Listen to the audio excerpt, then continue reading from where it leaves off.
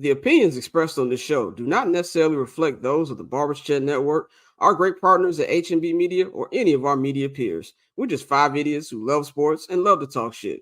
If you're offended easily, then this show isn't for you. And for those who aren't offended easily, sit back, relax, and enjoy the show. Remember, it's only entertainment.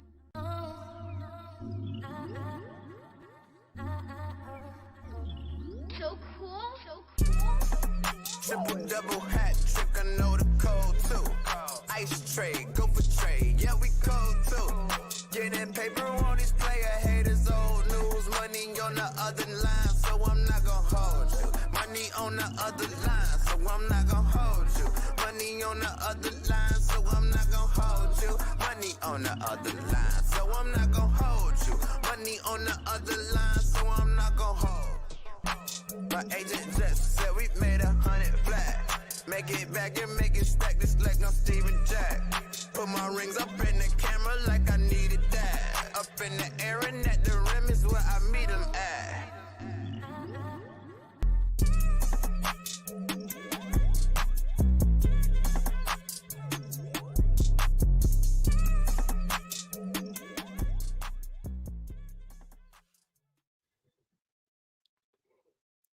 Ladies and gentlemen, what is going on, man? It is your boy Scott. Welcome back to another edition of I'm Not Gonna Hold You, man. It is Friday, February 2nd, 2024. Happy Black History Month to everybody out there, man.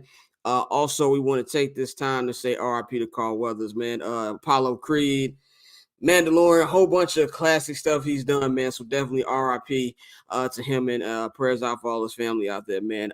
This is another edition of the show. Y'all know to follow me on Twitter and Instagram at BarbChair Scott.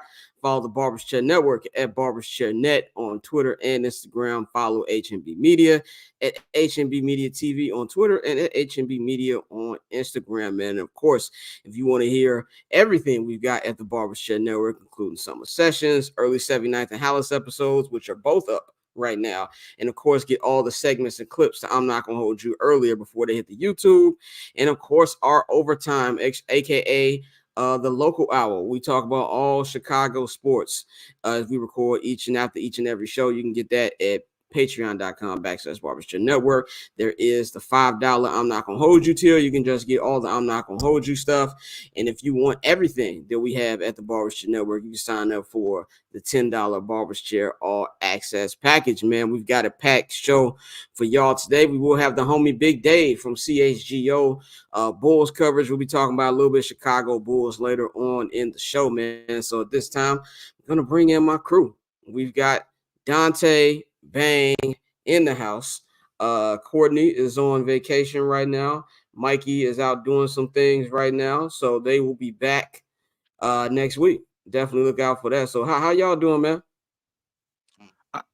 I'm solid, man. Just really trying to get a hold of this whole Swiftie thing.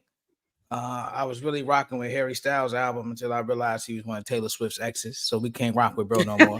But other than that, we here. If you feel me, what's good? I'm doing good, man. How about you, man? I know they had you working after Oh, yeah, man. When the news of Carl Weathers come down, you got to shut it down, fam. You got to make sure that the team is getting it up on all sites and social and all of that stuff. So I went into work mode, and I'm up here trying to get somebody a job. All that happened at one time. All that happened at one time. Shout out to everybody in the chat right now. B Dot says, as a new listener of something such as I love this. You know what? Fuck you, B Dot. B Dot trying to be funny. We say in the fucking description, we are the world's most inconsistent podcast. But as all things are looking, we will be doing back-to-back shows on Tuesday. So fuck you, B Dot. Anyway, we are here, man. We got decent amount of stuff to get into, man. So let's just start off with my sound off, which really isn't even a sound off today. Today it is an announcement. Today in the announcement here in the sound off, man, we've got a sponsor. We got an official sponsor this time, man. We've got Pillars Club Chicago, man. They're the biggest clothing line in the city, man. They will be sponsoring the show starting on Monday, man. And we're gonna have a special segment every Monday called All We Live, and it will be with me and the homie Mike. Of course, if y'all know him, you follow him at Please Say the Baby on all social media platforms. He is the founder and owner of Pillars, so he'll be joining us each and every Monday to talk some shit about sports. And he is also my longtime friend. The only friend I've had longer than him is Pappy. I've known Pappy so long, I don't even know what year I met that nigga. I think it was 1998, but it might have been 97. But me and Mike, I've known Mike for 21 years together. So, you know what I'm saying? Like, he's a great businessman, great clothing line. Of course, you see I got the hoodie on, I got the hat on, every bit's been singing everywhere. Yeah, hey, I text him about it. And so okay. when he's on here on Monday, you can press him about it. See that, Dante? By the way, I've been had this. I didn't just get this recently. I've been had this. But when he comes to show on Monday, y'all can press him about y'all swag pack that has not come. But he will be here. There's 4 stores. So let's just play the ad that will be rolling on each and every show. Before we start the show, we want to thank our sponsors, Pillars. Pillars is the best clothing line in the Chicagoland area. If you're looking for a dope hoodie, a sweatsuit, shirts, shoes, or even stuff for your kids, Pillars is where you should go. You can visit any of their 4 store locations in the Chicagoland area or visit pillarsclub.co and order online. See, I got the product placement right there. Look, see that? See that pillow right there? Yeah. I can just put a Pillars pillow right there. Yes, B-Dot, they do have a store. It is pillarsclub.co. You can get all your stuff on that website, man. So big shout out to Pillars. Big shout out to Mike. Big shout out to Dukes. Big shout out to Dre. Said everybody, all the gang over there at Pillars, man. If you're in Chicago, you need to go to one of their 4 stores, either in Orland Mall, Chicago Ridge Mall, West Loop, 87th Street, a whole bunch of stuff. So Mike will be joining us on Friday. Definitely look forward to that one, man. So let's get into our first topic of the day, man. This one, you don't have to put me on solo mode here. We gonna everybody gonna talk about this one. So I'm going to give y'all a glimpse into our group chat here on I'm not gonna hold you. I'm serious, man. It's been a long ass day. I thought you was it's time. It's time, my brother. It's time, brother. Step to the front, my brother. Step to the podium. Let me go get my. I was not prepared, but let me get prepared. I told y'all. I said in the group chat yesterday, today, or again. We starting the show with this. This nigga thought I was joking, but anyway, Caleb Mania has arrived. Caleb Mania has arrived here in Chicago. I say here in Chicago. I'm not in Chicago, but in Chicago. Caleb Mania has arrived, really just nationally, not even just Chicago. And I've known Bane for how long we know each other, G? About 12 years now? I think I've known Bane for about 12. Yeah. I think first time I came to Windy City Underground by 2011, 2012. Yeah, it's about 12. Time. Yeah, when Pavy said if he didn't make it by 30, he was going to kill himself. Yes. Pavy is 33 now, and he's still living, thank God. So obviously, that did not happen. But me and Bang, in my time now, I've known Bang, we've had our spirited debates for sure. And one thing about Bang do the same thing my brother do. He's not gonna let the shit let go. Like, you can say I'm done with the conversation. He gonna keep. Oh no, that's your ass. I was done. Yeah. I was done. Yeah, I was like, Scott gonna hit you with it. And another thing, like, 72 hours later, nigga came back with 6 links. He said, Set it up. Yeah, go ahead and set it up, because I was done. I didn't know where it was coming from. So look, no, the reason I can't. Y'all gonna look at us crazy as hell when y'all find out the person we was arguing about. Y'all gonna be like, yo, y'all was tripping. Go ahead. So yeah, it started like this. So I do that, but usually I don't see the chat, and then I come back and I remember and then I remember I said this shit too. But I said in the chat multiple times, that's how I took it. And Bane kept sending me link after link after link. Nah, nigga, you want me to send this too? I'm gonna explain why. Like, because the same shit my brother do. My brother do the same thing. See, the difference is Bane talk to you like you stupid. My brother talk to me like I have no IQ. Like, my brother talk to you like he is the smartest nigga walking this earth. He like, but that doesn't mean it. Do you know what the definition of the word that you just said is? And he'll get all PhD on me. So that's the difference. So really, the argument started with this. Shout out to Lawrence Holmes, 670 to score. I watch him and what's my man Dan Bernstein show. I watch the clips they put up all the time. I fuck with this show. I'm already crying, yo. And, and so the topic was basically don't be listening to draft experts because they will send niggas off, which is not.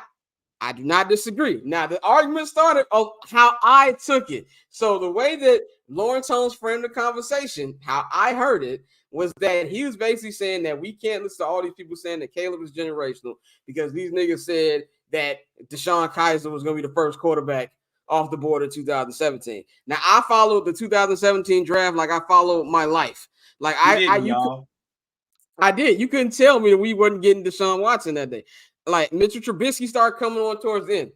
Now he named 3 or 4 analysts who had DeShone Kizer on. I think it was Daniel Jeremiah, it was Todd McShay, Mel Kiper, and no, it was only them 4 niggas. It was them 4 niggas. I sent you more than them though.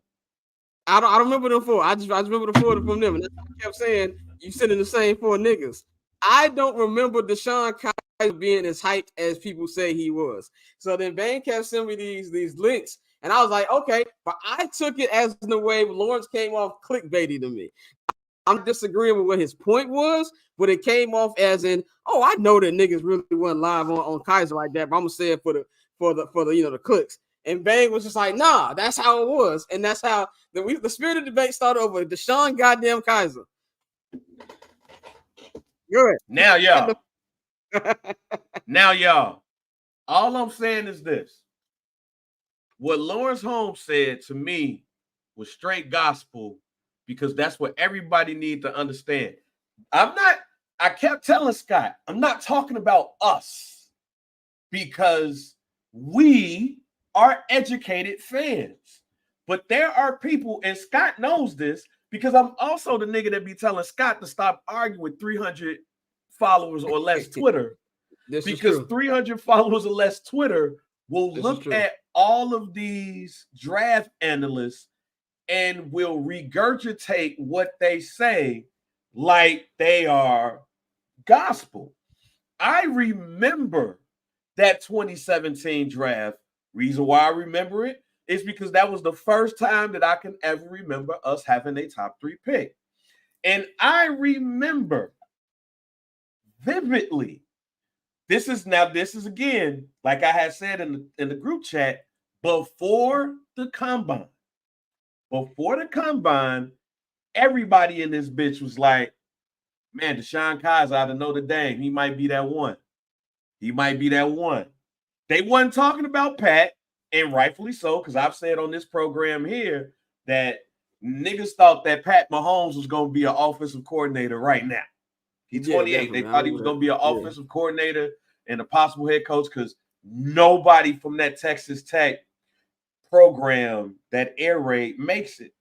It was DeShone Kizer, Mitchell Trubisky, Deshaun Watson, and every damn analyst, even some locally, was like, DeShone Kizer. Hell, the link that I sent you with Todd McShay, the first sentence from Todd McShay was, I only seen like 3 tapes of dude ass. But from what I see, all I was saying is, as far as Lawrence Holmes, right. All I was saying with what Lawrence Holmes said was pre-combine, he's right. And this is more or less, even when we first started having conversations around Caleb Williams, we were all irritated by the word generational. It's the buzzword. And we still are. It's the buzzword. It keeps people going. It makes all of us Chicago Bears fans go and look like, oh man, this dude can really be. But what happens between the end of the college football season and before the combine, you get all of these draft experts who, especially after the college season, who barely watch the game, are only going to go on ESPN highlights, a couple of social clips, and they're going to be like, yo, this person's going to be it. That's why I've always said I'm really going to wait until after the combine and pro days before I really get excited. Because if Deshaun Kaiser would have had a decent combine and pro day, he would not have gotten drafted where he got drafted. It would have been earlier, especially in that 2017 draft.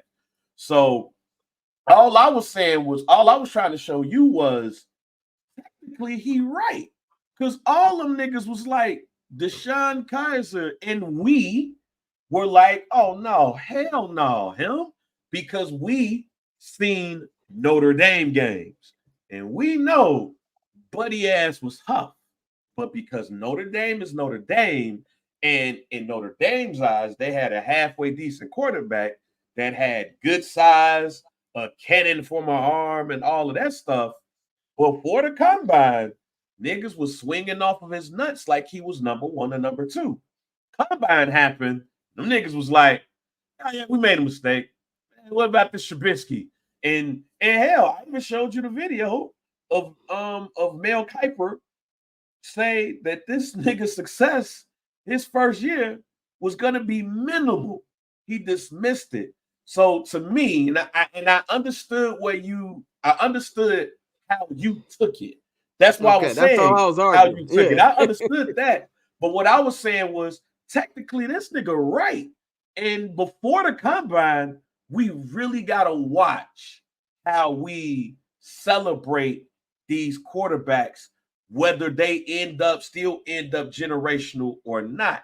Because what end up happening is we get 300, 500 or less Twitter who when you say I ain't fucking with Caleb Williams like that. And all of a sudden, man, Mel Kiper, Daniel Jeremiah, Bucky Brooks, Todd McShay, they was on ESPN. He's like, all of those people start regurgitating shit and not really paying attention. They probably wasn't even watching when their games were on.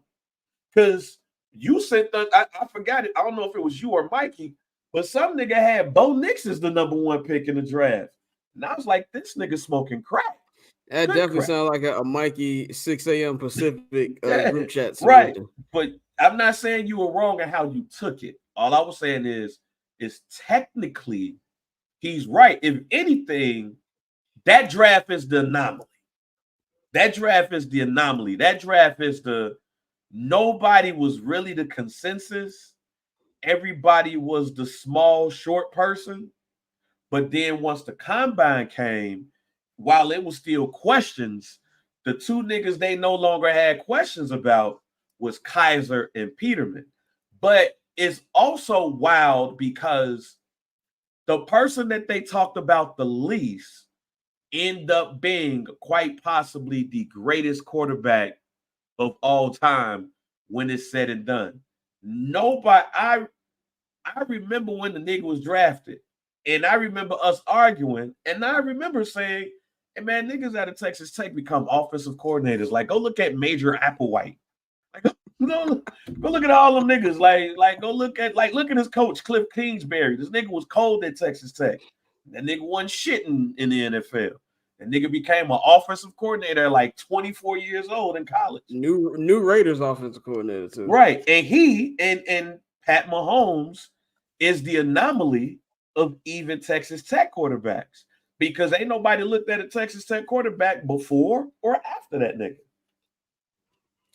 And I just want for the people, this is why when you have text disagreements, it's hard to tell. You might miss a text. You're like, oh, I didn't know you said that and things like that. And I just want to put everybody out there. Anybody who knows me personally knows I'm extremely hard-headed. I am the most stubborn nigga. Yes, maybe walking this earth. Yes. Sometimes I will know I'm wrong, and I will double down on the fact that I'm wrong. I'm glad. I will no longer care about what point you're throwing. It doesn't matter how correct you are. This has worked very well for me in relationships with women, but we're not here to debate that, talk about that on this show. But to me, also, oh, y'all know him. Speaking of my guy Mike, who runs Pillars and be on Monday. I remember one time we had an argument in his car. We was like in college. I forgot what the fuck I said. This nigga stopped the car. He was like, "You the most stubborn motherfucker walking this earth." Like, don't matter. Niggas can throw all the facts in your face, and you gonna be like, "Nah, that's not what I think." You know what I'm saying? You know, that's really what it is. Shout out to Keith. He said, I vividly remember being the Bears draft party in Soldier Field 2010. As soon as they announced Mr. Biscuit, all you heard was Al. So I'm gonna tell you a story even about that. Since we don't have too many topics today, we can expand a little bit longer today. I'm gonna tell you a story about that. So I knew about Mr. Trubisky, but I didn't know how serious that the Bears were about taking him till literally 48 hours before. And there was two people who told me. It was Bang and it was our guy Sean Davis. Sean went even further. And Bang, you know this from arguments we have with Sean. Sean really don't let up. Like Sean make you mad as hell. Like Sean really don't let either. Sean have you in this bitch sweating. I was like, I was working at Amazon. I was working at Amazon Studios at the time, and I kept leaving my office. Like, not caring about what meetings we had. I kept leaving my office. And like not just leaving my office, closing my office, turning the light off, and going to like one of them, one of the meeting booths. I kept going to the meeting booth, refreshing Twitter, because I just couldn't focus. And then Bang was like, nah, I'm thinking they're gonna draft Mitch. And then Sean kept saying, I was like, man, why we're not gonna Deshaun Watson? I wasn't thinking about Patrick Mahomes. Like the only reason I'm mad or say they passed up on Patrick Mahomes is because we know the Bears said that Ryan Pace said if Mitch wasn't there, then we're gonna go Patrick Mahomes, which means you had an evaluation of this nigga and you got it wrong. So that's why I was mad about that. And then I never forget. So I stayed at work. So I got off work at 5 p.m. Pacific time. So like usually the draft starts about 30 minutes after they usually actually scheduled to start. I was like, man, I'm in Santa Monica. There's no way I'm getting to Culver City in after work traffic in 30 minutes. So I'm staying at work. So I stayed in my office for like an hour to watch the draft. And when they said, I stayed off Twitter, I didn't want to see the fucking pick announced on Twitter. And when they said Mitchell Trubisky, I felt like my body like collapsed. Like I just felt like nothing in me. So I stood in my office. I sat in my office for about 30 minutes with the lights off. My lights is off. So any janitors or any of my co-workers who stayed later and they saw that, they're probably like, something wrong with this nigga. So I got up and I was heading back home. My brother called me. He's like, yo, we gotta do a pod. We gotta do 79,000. I'm like, man, fuck a pod, nigga. I ain't doing no fucking pod. These niggas draft some motherfucking Mr. Trubisky. And so I'm damn near like on the verge of tears, my nigga. Like I'm that invested. This is peak fan era, Scott. You know what I'm saying? Like peak fan era. And I got home. I dropped my bag off. Now, for people who live in Los Angeles or been in Los Angeles, I was on Cadillac Boulevard. I walked all the way down to fucking Pico, nigga. It's about 1.5 miles walk. And I just walked. I was just pissed. I just had to get out of me. And I came home and I did that podcast. That's how angry I was that day. So it's like with this everything going on, Caleb Mania officially popping off, and it's gonna get worse. And that kind of leads me to the Colin Cowherd thing that happened last night. So there's going to be a lot of clickbaity moments over these next 6 to 8 weeks. And as Bang likes to say, content is king. And we have this debate also in the group chat. Content, things that are content and things that we just not paying attention to. Now we'll throw a lot of links in there, shit we want to use for the show. But then I'll be like, in my free time, I don't want to read that shit because I don't want to think about media shit right now. I'm gonna think with my fan head right now. Like I don't want to hear that shit. So I feel like I'm the one nigga that's telling Bears fans it's okay to actually jump in the water. You know what I'm saying? Though the water is safe now. And everybody's like, nah, nigga, I know there's some bottles up in there. You know what I'm saying? So it's like I'm telling people, come on. Like you trying to tell a baby you can walk. You know what I'm saying? Like, oh, ain't nothing gonna happen. I'm gonna catch you. That's what I'm telling the Bears fans. So Colin Cowherd went up there and basically said that, why would Caleb want to go to Chicago? Caleb and his camp don't want to go to Chicago. The commander go get him. And I knew it was bullshit from the jump just because, number one, and this is no respect to Colin Cowherd. He gets paid, $6 million a year. Obviously, he's good at his job. So I'm not saying that. But there are actual YouTube videos of like 30 minutes of Colin getting shit wrong. And the way he said it, which I always say, when you see clicks or headlines, read the article or listen to the video. I know I'm asking for a lot in today's headline is true society. I get that. But it just sounded like he was just, just speculation. Like, I don't really know that. And I didn't take it seriously also because of what Ian Rappaport said when the day that Caleb declared. He's looking forward to be on whatever team drafts him. So then 6'7" to score. Danny Parkins and them, they hyped this bitch up to the point where Parkins is like having a complete meltdown, thinking about the possibility of him. Like he was melting down live on air. Like it was like you could tell like he was about to cry. Yeah, this was not no media shit. This was his actual inner Bears fan freaking out. Like, oh my God. You know what I'm saying? It's gonna be like this. And I was just like, it just didn't make any sense. So, and then Colin Cowherd, Caleb's family, Caleb's daddy, called him like, yo, nigga, we ain't say that shit. Like, check them. Like, look, we're not anti-Chicago. We are cool with Chicago. And then on top of that, shout out to Aaron Fleming. He said the same thing. And then Ian Rappaport liked the tweet of his original tweet from when Caleb Williams declared. And then he responded to Aaron Fleming and said, why would he hate Chicago? It's a great city. They've got a new foundation. They're building stuff. They ended the year right. They could have won 10 games. Woo. So as this conversation we've been having with Bang and with Dante about, trying to get rid of the way the Bears used to run and maybe having the possibility that maybe this is the new Bears. It's kind of like I feel like a lot of Bears fans have been clashing. I want to give it to Dante first because he hasn't really said much yet about what you think about the Colin thing and just like any kind of hesitation that Bears fans may have of jumping all the way in the deep end. As for Colin, Colin is great at one thing, riling people up. This is the same man who tried to shit on John Wall and talked about his father because the man liked to do the Dougie before he came on the court. Like, Colin has been doing this for years, and he's great at it. That's why he gets paid $6 million a year, because he knows what he's doing. He said that with not a source in fucking sight, but he knew once he said that because of the history. And that's the thing. People can sell you some bullshit when they tie some truth to it. So everything he said about the Bears was very true. We've never developed a quarterback. We've never had a great quarterback. Jay Cutler is the best quarterback in franchise history, so that says a lot. But at the same time, everything he was saying was strictly speculation and him trying to connect the dots. Like, we've been doing this really since LeBron left Cleveland. But now every time it's a superstar athlete, we love to have that, going home story. Everybody always brings that shit up. When in reality, when you talk to most athletes, they say, bro, I don't want to play at home. I got 1,000 ticket requests every fucking game. I got people who I haven't talked to in years coming out the woodwork saying, hey, bro, welcome home. Let me get this. Let me get that. So that's all Colin was. But as far as Caleb, Bears fans, listen to me. I've come on here for weeks and told you how I feel about Justin Fields. It's over. It's done. Embrace it. Accept it. I'm not just saying that because, I want to move on from Justin. The reality is we're in an amazing position. You have the opportunity to draft someone who has been heralded as generational since he was 14 years old. This is somebody they've been saying he's going to be a first-round pick, a Heisman Trophy winner. It's time to be realistic about it. Like, as much as I think Justin can succeed, as much as we want to harp on how, they fed him a raw deal. They didn't build an offensive staff around him. We've been saying this for years.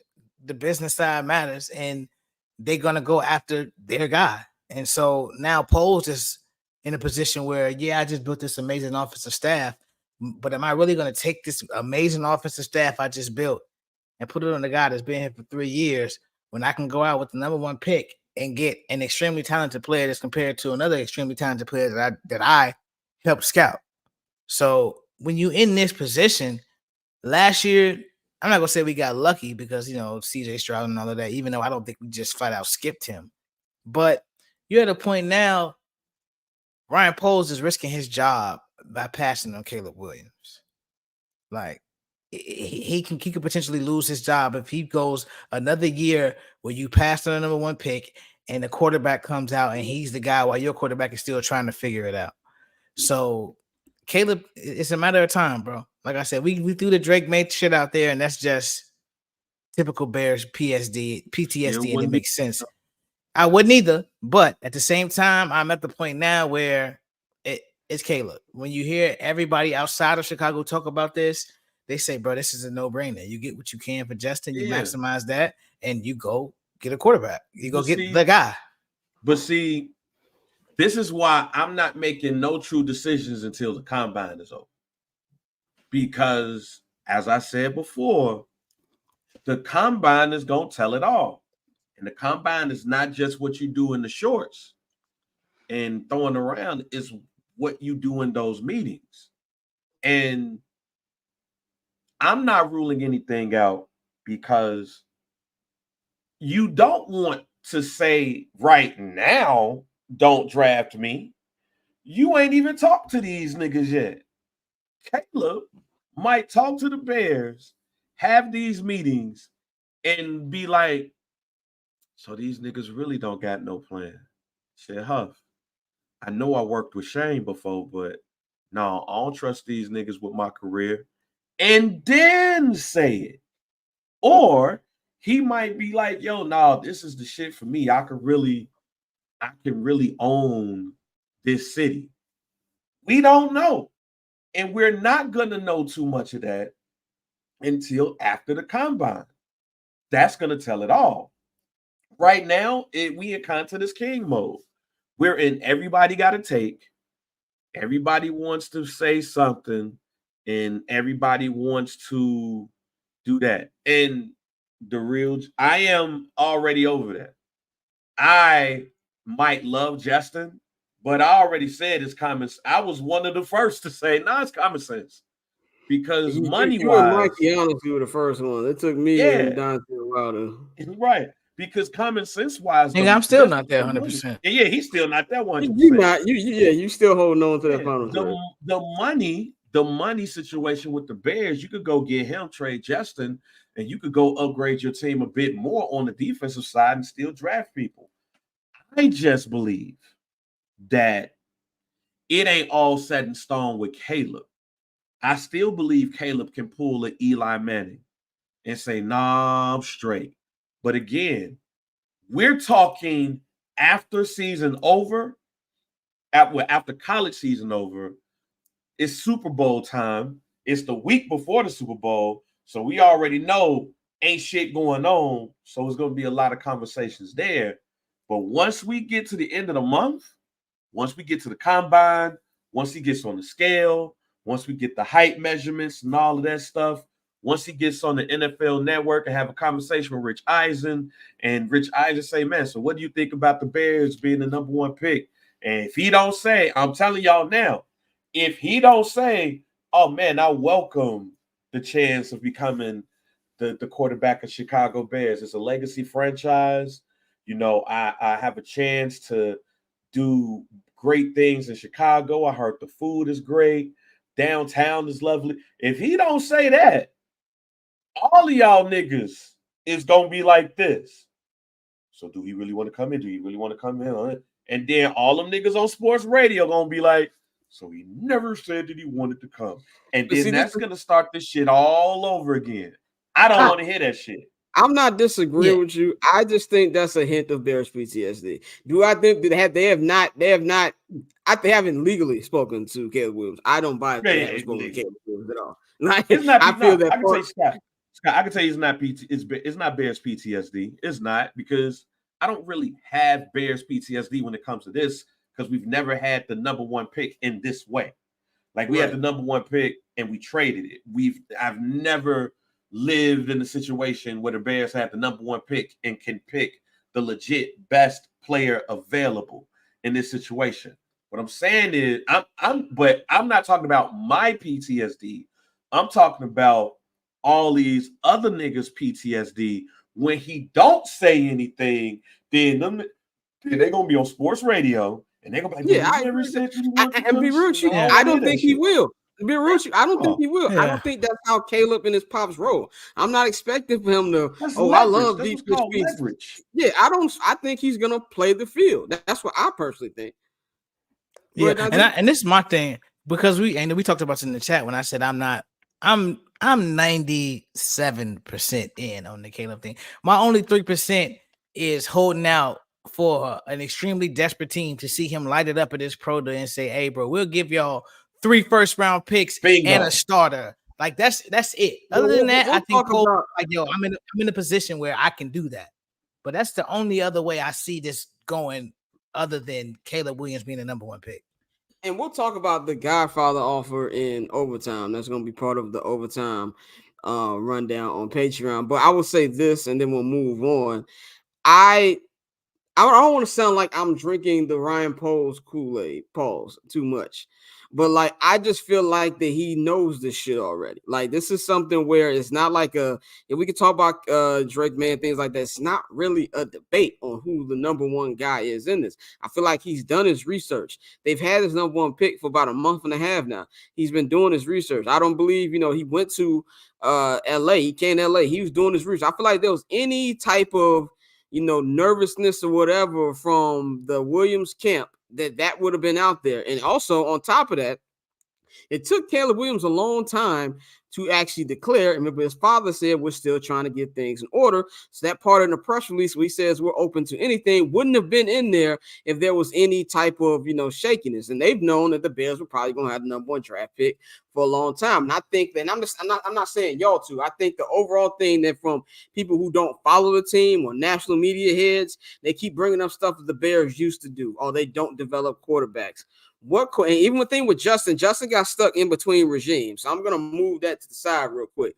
How many quarterbacks have the Bears had that were actually skilled in the way that the Caleb Williams is that they ruined? So I feel like there needs to be a little asterisk with that conversation. That's what I'm saying. Like, they haven't. It's also the first time they've had the number one draft pick, like, in this position, like, ever. So that's why, like, not to say that I disagree. Like since like the beginning of the NFL. Like, yeah, like I'm not saying people disagree, because but I'm just saying maybe, and this is maybe just my optimism speaking. That could be it too. Maybe this is just a new era of the Bears. One thing we've seen since Ryan Poles here, he's calculated, and like, he's made some mistakes, obviously, but this 2 years in, he's had more hits than misses. And then even we talk about like presentation, or when we know when Caleb on the record talks to Ryan Poles and Kevin Warren, those niggas are great interview type niggas. So like, their presentation will be good. Now, whether they follow up or not is a different deal, but this is also not this is not the average rookie situation. He's coming into a situation with a team that already has a number one wide receiver. Usually you see these teams, like, remember a quarterback like Josh Allen, who took 4 years to like get better. You know what I'm saying? They needed to get him receiver. When you needed Jalen Hurts to get better, they went to go get AJ Brown. That shit's already here. This is going to be probably the best situation we've seen for a rookie in a long time. So even then, like, why would you want to go? And like you said, a lot of players don't want to go home. Why would he want to go DC? There's a reason that Ben Johnson didn't go to DC. I don't think that Daniel Snyder stank is off that organization. I can say this from my DC group chat, from a lot of people that are in the industry and are around a lot of people. They had already told me, like, when the season started, he don't want to go back to the crib. He don't want to go to the crib. He'd rather stay out west before he go back to, the DMV. So, and that's that too. And we'll be talking about this a lot. That's just my thing. My advice to Bears fans is don't believe everything you hear over these next 2 months. And we're going to learn a lot from doing the combine. I haven't been to the combine, but what I heard from the combine from Rich Eisen, shout out my man Lotto, they said that's gossip central. NFL combo is basically, girl, let me tell you, in NFL form. Yes. That's it. Fam. All the dirt. Yeah. I ain't never been to the combine either. But the stories I've heard. I know people who've been to the combine. I probably could finesse a trip to the combine, because one of my markets is Indianapolis, and I know our sports station is going to be there. But yes, it is phone. It is phone, like the party. The party club? They drink. They drink a lot. It's that shit. Oh man. But this is also why I feel like that talk is really just going to intensify, because you're already starting to hear it at the fucking Senior Bowl. Now, granted, Senior Bowl isn't the level of the combine, but you still have GMs there. And from shout out all the Chicago Bears media who actually there. Shout my man Nicholas Mariano, everybody out there. They keep saying, from the word of my mouth, they're like, it's not a fucking decision. Like, it's starting to heat up more and more. And yes, there's going to be roadblocks to the actual destination. Nobody in Chicago is going to breathe anything until April 25th, 2024. And Roger Goodell goes on that motherfucking podium and he says, number one pick in the NFL draft, Chicago Bears select quarterback Caleb Williams from the University of Southern California. Nobody's going to exhale until that. Even when the Justin Fields trades happen. And I believe that happened right either during the combine or maybe as soon as the private jet leaves the Indianapolis airport, that Justin Fields is going to be gone. Even that don't mean anything, because then it's going to be like, well, does that mean that they're going to take Caleb? So it's going to be a long 2 months. As a media guy, I love it because it gives us content. Shit, we just talked for 35 minutes about this shit. But as a sports fan and a nigga that hate clickbait shit, it is going to drive me up a fucking wall. It's going to drive me up a fucking wall. Because we all know, I believe this is going to end with Caleb Williams being the quarterback of the Bears. And on top of that, I have cleared out my schedule for that entire week because I will be at the fucking introductory press conference. I will cleared out my schedule. I'm going to draft for 1 day and I'm driving back to Chicago from Detroit after that. So that's what I got on that, man. We'll talk about a lot more of this in the local hour. We'll talk about Justin's trade value, their guy theory, and everything like that, man. We will be joined by Big Dave of CHGO to talk about some Chicago Bulls in about 20 minutes. But let's talk about a team we just talked about, kind of like a nice little smooth transition. The Washington Commanders have hired their new head coach, Dallas Cowboys defensive coordinator Dan Quinn. He used to be head coach of the Atlanta Falcons when they went to the Super Bowl, obviously the 28-3 fiasco. Kyle Shanahan was the offensive coordinator. But this is after we heard last week that it was pretty much a done deal that Lions offensive coordinator Ben Johnson was going to be the next head coach. It's pretty much signed, sealed, and delivered. Then we get breaking news earlier this week that he's staying in Detroit and he gave the bullshit, I want to bring a ring to Detroit, which nobody buys. That's just PR talking. Nobody loves Detroit that much, nigga. And then we got Bobby Slowick, the offensive coordinator in Houston, is also staying. So it's kind of like a two-part question. We're going to put two topics in one. I'm going to go to Dante first because you seen Dan Quinn firsthand. One, do you feel like that the Commanders settled in this particular situation? And what do you think about Dan Quinn getting a second chance? You on mute, brother. No, I don't think they settled at all. As a matter of fact, I think they came up. Dan Quinn is a good coach. Let's be crystal clear. Dan Quinn's biggest mistake was that when Kyle Shanahan left, he hired Steve Sarkisian for the offense. That's where he fucked up and things went left. And they never got that replacement in line for Matt Ryan. But Dan Quinn is a good head coach, bro. And I think the Washington Commanders did a really good job. I think as far as those guys who decided to stay put, I feel like during those meetings, they may have asked questions about, hey, I understand we at number 2, but I want Caleb Williams. What's the possibility of us moving up to number 1? And they may have not gotten the answer that they wanted.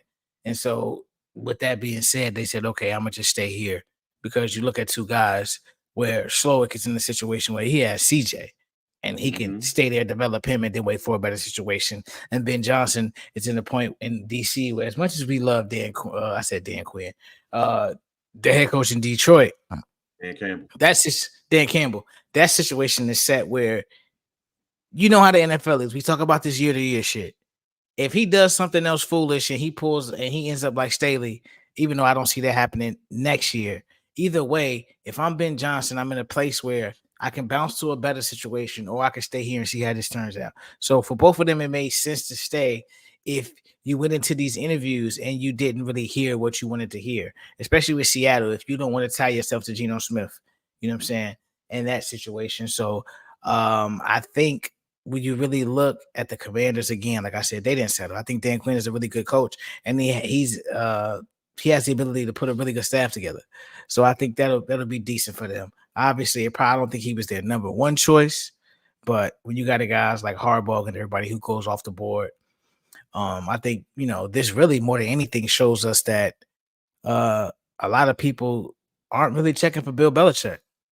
That was somebody who we, looked at for this position and thought, damn, that might make sense. New ownership group, they want to make a splash, but they said, nah, I don't think they even interviewed Belichick. But I think as far as settling for Dan Quinn, Dan Quinn is a good head coach. And that's going to be somebody that I think can provide a lot of stability, which is something that new ownership is definitely looking for, especially with everything, like you said, that Snyder stink is still on the franchise. And so you're going to need somebody to keep them on the straight and narrow to get there. And I think DQ is good for that.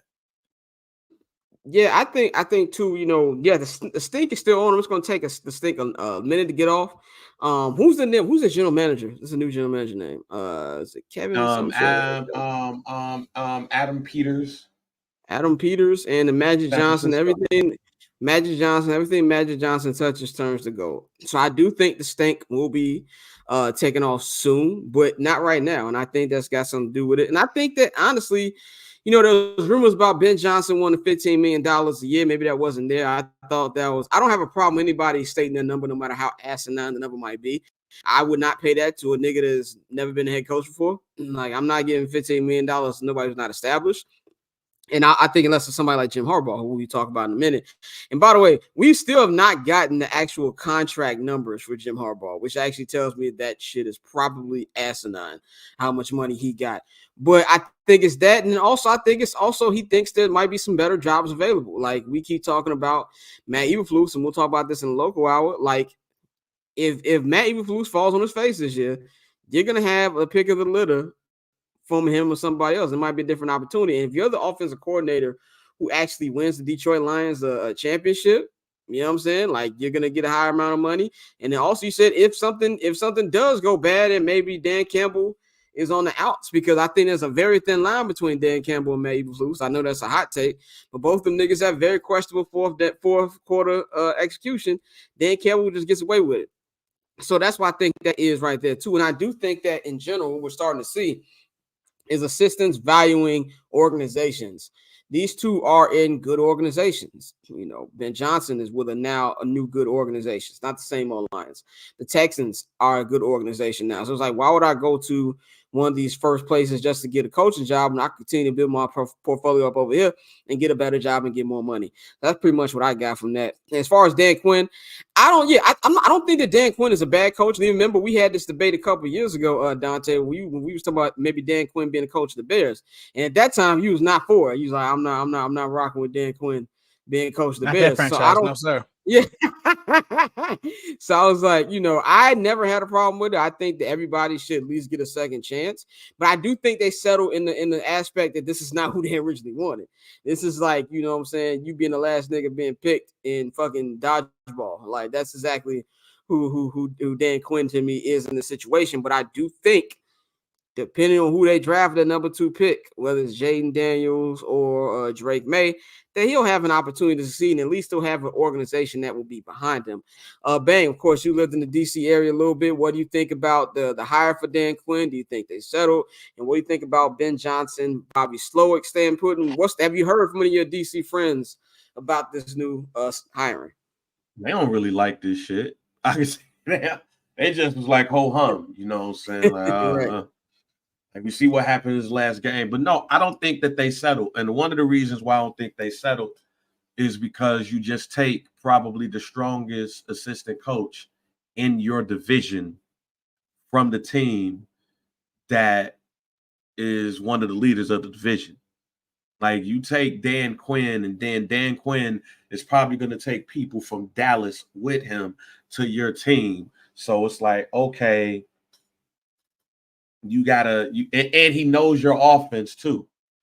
So, it does make Washington versus Dallas even more interesting, next year, especially with quite possibly having a better quarterback situation. We can say what we want to say about, Sam Howell and, all the stuff that happened with him. But I mean, hey, they're probably going to draft another quarterback, in Drake May, or if somehow they give us the Godfather deal and they move up one. So either way, and that defense is not a bad defense at all. They got people still on that defense. So as I had said on the show before, they got a decent running back room. They got some good wide receivers. They need to improve on the offensive line. They definitely need that help there because Sam Howell was getting his ass kicked, and that defense is pretty decent. So you bring Dan Quinn over there to coach that defense. He gets him a capable offensive coordinator, and I haven't seen any news. I've been busy, so I haven't seen any news, but don't know about what's going to happen with Eric Bieniemy. Does Eric Bieniemy say, does he go to Eric Bieniemy and keep him and say, hey, let's keep you? There was a good nugget on McAfee today. Michael Lombardi was on there. He said that Bieniemy was never really considered for the Commanders job because of the way how the players felt about him. Remember, we had that little thing beginning of the season. Yeah. People like he's rough on the players. Like, you can do that shit in Kansas City, but you can't do that shit here. He said that had a big factor. So I don't know if he will stay with the staff or not. That's an interesting point. Yeah, so I don't know, but they will need an offensive coordinator, and Sam Howell looked like a capable quarterback with Eric Bieniemy. So I don't know, but either way it go, you leave Dallas, you go there, you take some of those assistants, you know that offense, you know that defense, you know how to attack on both sides. Nah, man, I don't think he was, again, like y'all said, I don't think he was the first choice, but he wasn't a bad choice. Now, as far as Ben Johnson and Bobby Slowick, I think Bobby Slowick needed another year. He needs another year. He was a first-time offensive coordinator. I mean, even though it was Dan Gonzalez, was a first-time offensive coordinator, with was that Tampa Bay. He was up there 13 years with the Seahawks organization. Maybe I get another year with CJ Stroud and we go out there and kill it. Same thing. Now with Ben Johnson is totally different. Ben Johnson is the head coach offense. He run that thing. Dan Campbell is a CEO type of coach. He lets his offensive coordinator run that side of the ball. He let his defensive coordinator run that side of the ball. So Ben is in a totally different situation because he really head coach offense, and he can stay, another year with Detroit. Now it's dangerous to both. When you hear now, but both of those teams gonna be playing first place schedules. Got a potential to go down and mess up. Like the one name that I could bring up that I hope Ben Johnson don't become is Adam Gase. Ooh, that's a name right there. Adam fucking Gase. He had a very high stock. Very high stock. I think it was after he left Chicago, because Jay Cutler had his best statistical year with Adam Gase. I think that's what it was. It was with Denver. He became the Jets. So it was the Jets head coach. He went Miami. He's Miami. He did become the Jets, but yeah, he did his thing with Denver. Then he did his thing with us, and then he went to Miami. Yeah. So that's what it was. It's definitely slippery territory, but I definitely understand where both parties are coming from on that, man. Let's go to our next topic. Another coach that got signed about a couple weeks ago, man, but he officially had his press conference this past Monday. Jim Harbaugh. Jim Harbaugh is the new head coach of the Los Angeles Chargers, and he's getting everything together. Had a nice little presentation. Like I always say, SoFi is my favorite stadium in football, really, period, not even just football. It's fucking amazing stadium. Like every stadium should be like that, in my personal opinion. And, he went up there, said a lot of good words, said that, he was starstruck about being around Justin Herbert. And he mentioned Keenan Allen and Derwin James and everything they're building over there. My question to y'all is, what are the expectations for a Jim Harbaugh? Coming into this year, Jim Harbaugh, national champion, hasn't coached in the NFL in over 10 years at this point now.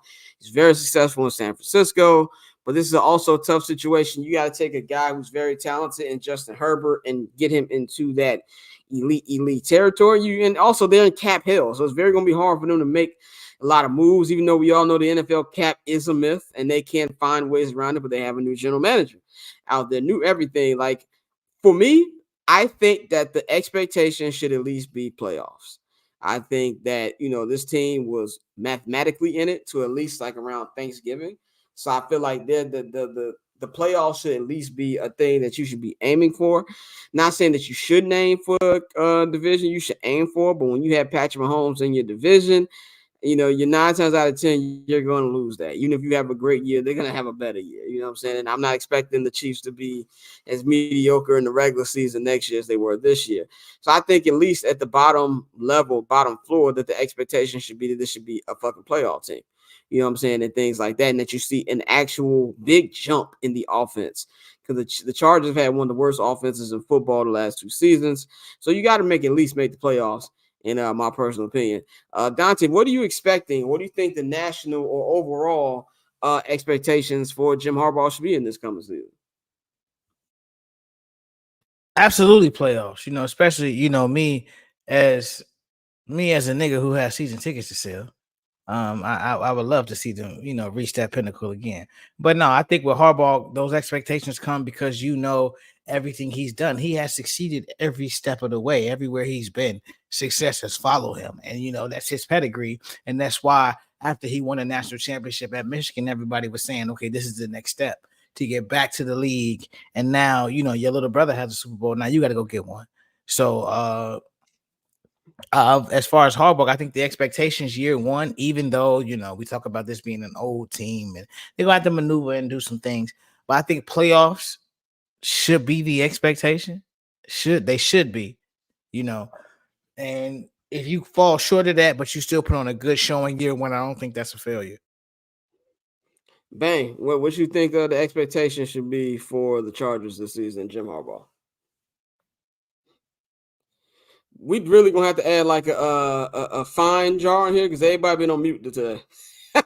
Oh, my bad. I'm just gonna start. Damn, my bad. No, man, I think Super Bowl.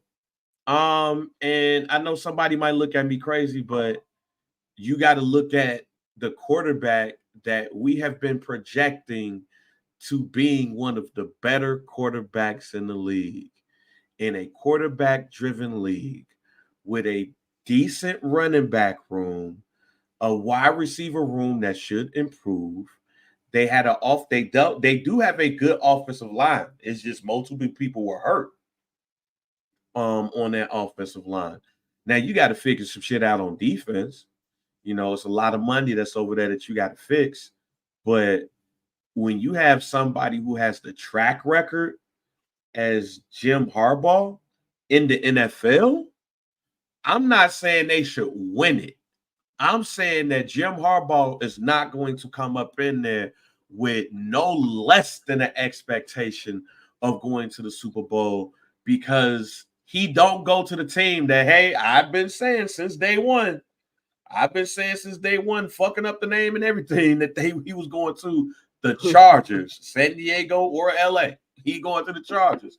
But when you look at offensively what they have, you can say that this is probably the best offensive team that he's had in the NFL, talent-wise. So if you get somebody like him to pull that together, I'm not saying that they will, but with a last place schedule too, oh no, I think you should, depending on what happened with this draft, I'll say this, they get Brock Bowers or they get a wide receiver, another wide receiver or Brock. What pick they got? They're not before us. They're after us, right? 5th or 6th, I believe. They 5th or 6th. Oh, 6, I believe. Yeah. Well, let's hope not. I want one of them niggas in Orange and Navy. We're gonna bring our guest in, man. We're going to bring our guest in and do a bit of NBA talk, man. We have got the homie Big Dave from CHGO in the room. Hold on, we're gonna bring him in now. There we go. Big Dave from CHGO, man. You can follow him at Ball Sports on Twitter. Hey, what's going on, bro? Peace, fellas. What's going on? Everything's smooth, man. How y'all feel? What's good? Doing pretty good, brother. Good to have you on, man, to talk. Good to have you back on, man, to talk some Chicago Bulls basketball, man. This has been a weird season, I would say, because I feel like there's been some improvements a little bit, but it's also kind of been same shit, different toilet. As of right now, as it stands, they're the 9th seed in the Eastern Conference, 23-26. They won a game the other night. I think it was against Charlotte, if I'm not mistaken. I think it was against Charlotte. Just before we get into like the obvious Zach LaVine talk that everybody's been talking about, what is your opinion on this season and how it's been going? Oh man! First of all, I'm sad that y'all brought me on here like this because y'all were talking about stuff I wanted to talk about, which was Jim Harbaugh and football and shit like that. And I'm like, oh yeah, that's definitely what I want to get. I got to talk about the Bulls. Oh damn! All right. Right. I will say I'm one of the few that wants the Bulls to actually go to the playoffs or actually get to the postseason, play in playoffs. I want that because I like winning. I like going to the postseason. That's a fun thing for me. And also, I think it helps with the growth of your younger players like Kobe White, like Ayo Dosunmu, when you start putting that in their heads that this is the floor for this team, is that we make the postseason, I think it's a good thing more so than actually continuing to lose, continuing to tank, continuing to try to start over and hoping you can get a younger player that can get in here and do something for you. I'd rather just roll like that. I like the culture of actually winning. So I'm from that. Maybe I'm just old school with it like that, but that's just me. That's how I roll. So them trying to make the postseason is what I'm for, is what I'm about. How they've been doing it has definitely been, man, I don't even know what you call those things that go like this when you're in the hospital, that beep, beep, beep, like up and down and shit like that. Yeah. It's been like that. It's been like that. Like you think they would get there, they'll get right to that game where they're 1 game or 2 games below 500, and they're playing a team like the Raptors they did last week, who don't have anybody out there, and the game is right there for you. You beating the Raptors at home for like 4 straight years. Like they ain't beat you at your house and I don't know how long. And then they don't have any of the players that they need. They traded them away and they're injured. And you're like, cool, let's go get this win. And they get their ass stomped. And you're like, damn, again. So that sets them back. And then, you got to play these, of course, better teams, in your own conference. And then, of course, the better teams in the West. And so it's just like they keep taking 2 steps forward and 3 steps back. And that's the kind of team you're going to have. That's the team that's going to hover around 500 is those kind of squads. So personally, it's been cool for me. It hasn't depressed me. It started off slow, like October and November. They caught fire in December and kind of came back to earth in January. But just watching the growth of Kobe White, watching the growth of Ayo, who's been super consistent, probably the most consistent player the Bulls have outside of DeMar DeRozan all season long. Watching those guys actually grow, and Julian Phillips too, I throw him in there, and Dalen Terry just because I'm probably the only person who likes Dalen Terry.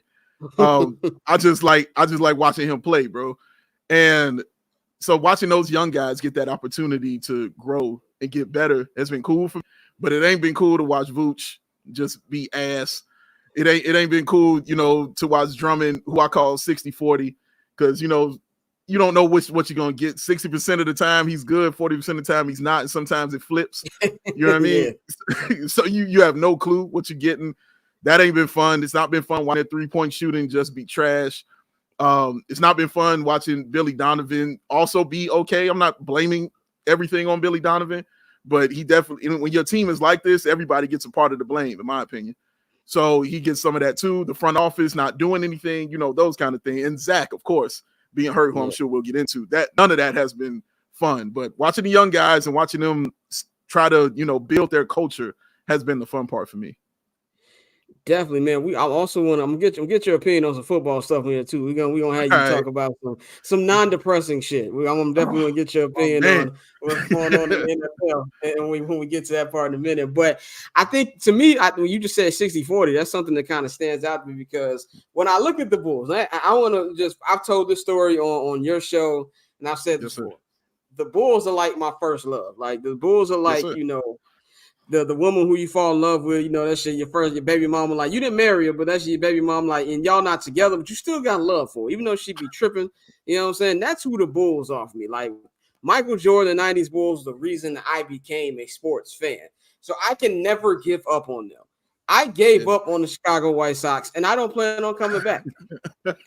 I don't. I've been in Los Angeles for 10 years. Go Dodgers, okay? And we Shohei Ohtani gang over here right now. So I can't do the Bulls like I do. The Bears are that woman now never quit. It don't matter how dirty they do me, I will always be there. That's who the Bears are. So with the Bulls right now, I'm trying to treat them like, and I use this comparison with Bang. Bang has kids, so he told me this is spot on. It's like when your kid is in the room, like you watching them, but you ain't really paying attention to what they really doing. That's me with the Bulls. Like, okay, all right. Oh, shit, put that remote down. Put that remote down. Like I might do that every now and then, but like, so this I just been paying attention, but not paying attention. But one of the things that has stand out to me was the player Kobe White. Kobe White played well last year, but I thought that was a contract year type thing. He got paid and he's been balling and it's been consistent every night.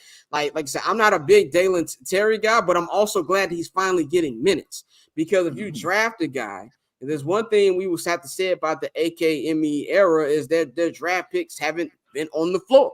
It's just that damn simple. So if you look at the good things about that and you see how young Kobe is or whatever, in your opinion, why don't the Bulls treat, just go the full rebuild route? We know that that's not something that rebuilds in the NBA alone. And not the Thunder been doing this for 5 years since they traded Paul George, and they finally starting to look good. Yeah. But why do you think that the Bulls won't commit to rebuilding? Well, one, they don't want to. And two, I don't think they can. I don't think they're good at it. Okay. AK, when he walked in, told you exactly what he wanted to do. We're going to make the playoffs. We're going to make the postseason. We want to go for championships. And he also says, I don't like drafting high. I can't stand drafting high. I like drafting in the lower rounds.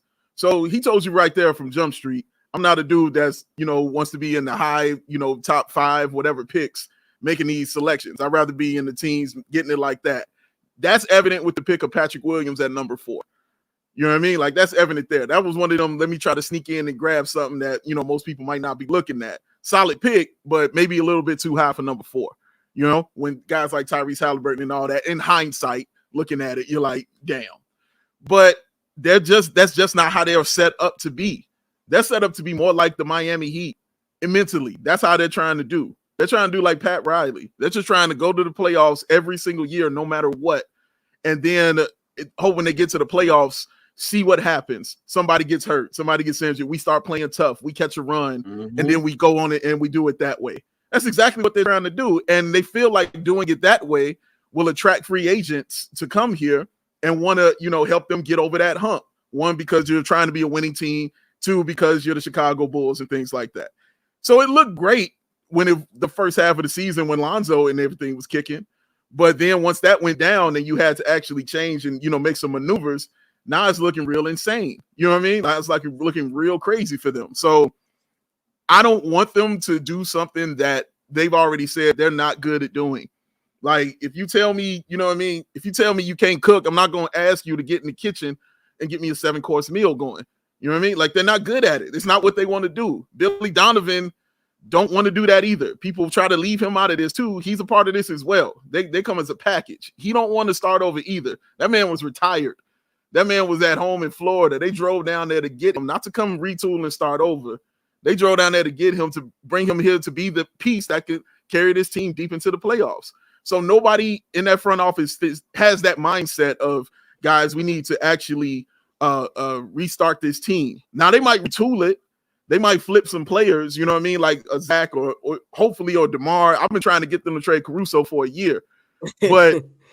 But hopefully they can do those kind of things, to help, retool your team. So they'll do a retool, but they're not going to restart nothing, because Billy ain't going to start over, man. He'll go back home, to Florida and chill out. And AK is just not good at it. And Mark Eversley is just not good at it, because they keep telling you. So at some point in time, when they keep telling you they ain't good at something, we got to listen to them. Like, this ain't what they want to do. They telling you this is not what we want to do. So we can't just keep getting mad at them for doing exactly what they said they want to do. They're not good at it. So I'm okay with that. I just want them to be better at what they say they are good at. You understand what I mean? Like, you say you're good at this, then be better at that. That's what I need. Yeah, definitely, bro. And we've mentioned it, like, they don't want to rebuild. That's not what they want to do. They claim they're not good at it. But even when we talk about retooling, we've been one of the least active teams in the trade market over the past few years. So my question to you is this: like, do you expect them to once again talk this talk, but stay put at the trade deadline? Or are we gonna actually see some movement? And that's what's pissing everybody off, including me, is that kind of talk. When they continue to say, oh man, we're going to be aggressive, we're going to be active, we're going to try to get these guys in here and do these things. And they were in the beginning when they got Vooch. That was an aggressive move, you know what I mean, to go do that. When they got Zoe signed at 501 of the trade, that's an aggressive move. Getting DeMar, and trading a first-round pick and getting those are aggressive ass moves. And then they just stop, and then they just stop doing those things. Now, some of that might be ownership saying, bro, you right near this cap. We're not going over this. And you can't make these moves any further than this. Some of that is definitely money, for sure. No question about it. Yeah. But it at some point has to be about the basketball at some point in time, right? Like, some point in time, you got to bring in the right kind of players. Listen, man, it's been the kind of guys they've been bringing in have been guys you bring in who who are like, okay, we're ready to win now, kind of things. You know, when you bring in an Andre Drummond and who was the my guy, white guy who just retired, point guard that they brought in. I can't remember his name right now. Dragic? Play for Miami. Dragic, thank you. Dragic, when you bring in him and you bring in Dragic, you're like, okay, bet. We're gonna, make these moves because we're going to the playoffs. Those are playoff moves that you're like, we just need a little tooling right here and we're good. Okay, what about this 3-point shooting that you guys are bad at? No, we good. Just give me Dragic. Let's get some rebounds and we'll be fine. Okay, your 3-point shooting still stinks. You're still small. Come to the next season. Fine. Here's another all season to get it together. Okay, what you need? 3-point shooting. You still need it. Okay, let me go get Javon Carter. You know what I mean? And I hate going against the hometown. I despise saying anything bad about the hometown, bro. I hate it to my core. But I can't lie. Like that's the conflict. You know what I mean? Yeah. That's the conflict. But you go get Javon Carter, who I like, who I've always liked since college, since he was with Rod Huggins. I've always liked him, man.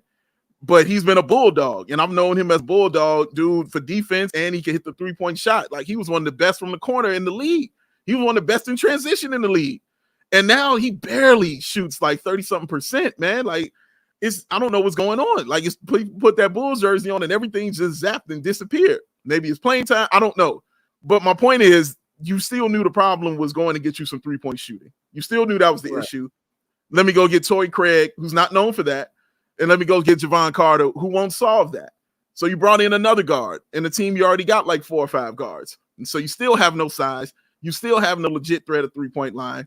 And now you got a disgruntled Zach LaVine who wants to move on. So you didn't really address any of the problems that have been problems for the past few years. And that's where the frustration is at. And that's where it's getting confusing, as you just said, for Bulls fans. Like, bro, like you keep telling them this stuff, like what you're going to do, and then you're just not doing it. So you're not doing these things that you say that this team needs. And you're like, well, just hold on. Wait till the picks, and wait till everything settles. And then, no, we can't wait no more. This ain't a cake. We ain't waiting for it to cool off to eat. You know what I mean? Like, bro, it's time to serve us, man. Like, serve us what you've been promising. And I'm not even asking for a lot. I'm just asking for something respectable. That's all we're talking about here. Something respectable. Before we get the Bangs question, I just had one. So we talk about Zach LaVine real quick, because the Zach LaVine debate in the city is like, it's not to the level of Caleb and Justin, obviously, but it's on that same fucking boulevard where I feel like we're not having medium type of conversations. Either he's trash or he's better than what we think he is. For me, I like Zach. Do I love Zach? No. Now, to be very clear, I'm a big Jimmy Butler guy. And I've been a Jimmy Butler guy since I was very pissed off when we traded Jimmy Butler. I was at the motherfucking Lakers draft party in Long Beach, California, because everybody wanted Lonzo. Remember that draft like it was yesterday. And they traded Jimmy. That ended up being Zach LaVine, Laurie Marketing, and I don't know where the hell Chris Dunn is, but Chris Dunn was part of that deal too. And I was irate. I had to be talking. I had to be talked down. I was so fucking pissed off. But I think Zach, for what he's done in this time, has been good, but it hasn't been great. And now we're at the part right now, because you have him that contract, which I was not against. I was happy when he signed. If the Bulls weren't going to give it to him, somebody else was going to give him that money. But it's now starting to become like everybody knows who Zach LaVine is, and they don't want to give up prime access to get him, and if the contract is hurting. In your opinion, like, what should the Bulls do about that situation? Because now it's kind of feeling like if they trade him, it's just going to be a salary dump. And as much as you might want to get rid of Zach, he's still too good of a player to just salary dump him. So what do you feel about, rumors saying that there's a good chance that he might actually stay put? Oh, man. First of all, I was not a Jimmy Butler fan. Let me start. I was not a fan like that. There was a lot of people. I was by myself for a long time. Yeah, man. That wasn't my guy. I wasn't with him like that. So when he got traded, I was like, okay, right on. Like, all right. Now, not to say he couldn't play. I remember when he went to Miami, I was like, oh man, he about to ball out down there. I thought that was. I survived the Derrick Rose, Jimmy Butler Cold War in Chicago. I remember those days. No, I feel you, bro. But yeah, man, like he just was never my guy like that. But I knew he was going to be good. I just knew that. I knew he was going to be good when he went to Miami. But outside of that, with Zach LaVine, man, I think as of right now, and I don't hate Zach. I'm probably in that boat with you. Like I don't hate Zach like that, but Zach is what I talked about when I talked about the young guys. How I don't want them to get used to losing, because I think you see what that is with Zach, and Zach is used to losing, man. Like I was the one who came out and was with that stat a few years ago when I told everybody he had never won 4 games in a row in his NBA career. Yeah. So when that happened, I'm like, this is a dude who just knows that. You know what I mean? So that's your baseline, is I know what it feels like to lose. So I know how to react when things are going wrong, when things ain't cooking, when things are messed up. I know what bag to dip into, and it's this bag of shit that I'm so used to dipping into right here because I'm used to losing. So Zach has that mentality for me, and I don't like that at all. Mm-hmm. As far as him as a play, like he's good. Like I ain't saying he can't play. Like, I mean, come on, dude. This is a 50, 40, 80 guy. Like he can play. Like he know he can get down to 2-time All-Star. Like he can hoop. We all know this. He's a different kind of hooper. Like I know he's better with a point guard. I think we all saw that when Lonzo was here. We know he's better with a point guard. We get that. What I think they should do and what I think is going to be their course of action is Zach is going to be here after the trade deadline. Because you can't just give this dude away. And honestly, the league is like, we don't want him, you know, and I hate the argument when they try to say, well, we don't want him because he's a losing. Listen, this is strictly about money. This ain't about losing player. All is, yeah. That's it. I ain't trying to hear that losing player shit at all. Because when Bridges in Charlotte is getting people who want him. All right. What Bridges know about winning? You know what I mean? Even in Charlotte, he know. What should Bridges know about freedom? He should be in fucking jail. Exactly. You know what I'm saying? Chain gang, brother. Like he should be there. But no, he might be in Phoenix. You know what I mean? Playing and hooping there. But he ain't got that Zach LaVine kind of contract. So it ain't about that. It's strictly about that money with Zach LaVine. So when it's about that, I don't think that should be a good enough reason to just give that kind of talent away. If you can make a trade for him, fine. I'm cool with it. Like if you send me Harrison Barnes, Kevin Huerter, and that little other guard Mitchell they got, fine, make the trade. You know what I mean? Like get it in, do that, fine, make the trade. Take that loss that way. But I'm not just going to give him away when I know I can still do the same thing in the offseason, because they're saying the Bulls might have to attach someone, you know, to trade Zach LaVine. They're going to have to do that in the offseason anyway, if they're going to trade him. So just wait till the offseason, play him, you know, let him do his thing. I wrote an article about this, man, a while back saying that this was Zach's career was on the line when he came back from that first injury. Like this is his career that we're talking about, bro, because if he comes out and balls out, he can write his ticket. But if he doesn't, I don't know where he could end up. And obviously he wanted to end up in a place where it was winning going on. That's why he signs with Clutch. You know what I mean? It's why he's taking pictures with Clutch, wearing Clutch hoodies, sitting on the sideline. Thought it was all sweet and found out it wasn't at all. And I mean, not even by a little bit. So now he might end up in places like Detroit. You know what I mean? And other kind of places like that. So you don't know where he's going to end up. But I think I'll just end it by saying I think he'll still be here. I think that's the right move for the Bulls financially to do, because you could still trade him in the offseason, especially after to attach somebody, because he is still a talent, and a talent that you still kind of need on your squad. A dude, you don't really have no three-point shooters. You know what I mean? You don't really have nobody that gets to the bucket like that outside of Kobe, who's showing you he can do that now, and a little bit of Io as well too. But it's a little bit better coming from a dude his size, you know, with that kind of athleticism that can do it. His stuff is all mental. So it's mental and it's money with Zach LaVine. You know what I mean? So, and one of them is going to have to break, you know what I mean, for him to get what he wants. So, yeah, he'll be here, in my opinion. I think he'll be here. It's messed up hearing he wanted all of the Clutch benefits and going to end up in Siberia. The way it's going on. Now it's just funny because, you know, when people get the Clutch, it's like in the Rockefeller chain. No, I'm gonna even go better. You know, to keep it Chicago. It's like when niggas start getting treated hats. That Clutch hoodie is like when niggas was getting treated hats. Like you not getting all these benefits of this treated hat, nigga. You ain't getting no cat. You thought you get smashed from Shorty over there. You ain't getting the Soho House, nigga. You ain't getting the Soho House, nigga, because you got that treated hat on. Hey, My question is around the front office. You know, we grew up on Jerry Krause. Yes, sir. We end up getting Garpax. Yes, sir. Now instead of Acme is Acme. You know what I'm saying? It's almost like we in Looney Tunes era right now. You know, instead of a C, it's a K. So how are we ranking this front office, or better yet, comparing this front office from the prior front office of Garpax? Are they worse? Are we did we downgrade? Okay, I would say, judging from their first 5 or their first 4 to Paxson's first 4, Paxson is better in his first 4 years because of the drafts that he made. It was the one place I thought Paxson was always good at, was in the draft. I thought they always made pretty good pick. Yeah, he could draft even the guys he got back in the Jimmy Butler trade, even though they thrive somewhere else. The point is they're thriving. You know, they're somewhere else. And you mentioned Chris Dunn. Chris Dunn is in Utah right now with Lowry, and he's starting. You know what I mean? He's starting. I had no idea. He starts. He's a starting point guard. Chris Dunn. I thought my man was working at Trader Joe's or something. I had no idea he was in the league. I thought Chris Dunn was a gym teacher or like a player personnel. Yeah, me too. And like Colorado, like the head of player development at Colorado.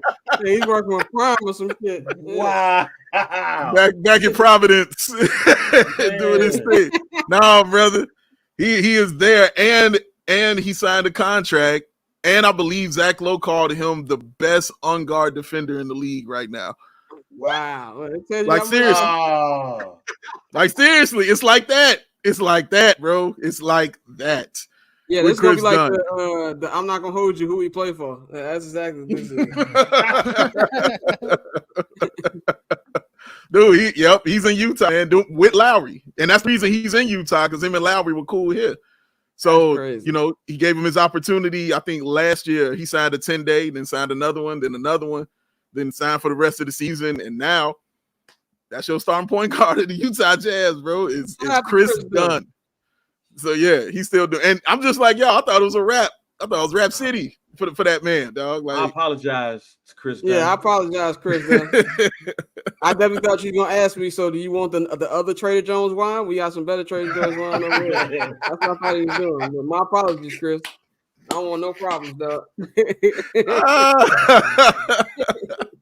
Oh, man. But their picks usually play, you know, well. They draft well. That was one of the only things they kind of did. They didn't really get a coach right until Tibbs, and they hated him because he's Tibbs, and they couldn't really control that dude, nothing like that. So yeah, but as far as AK, for me, they started off right.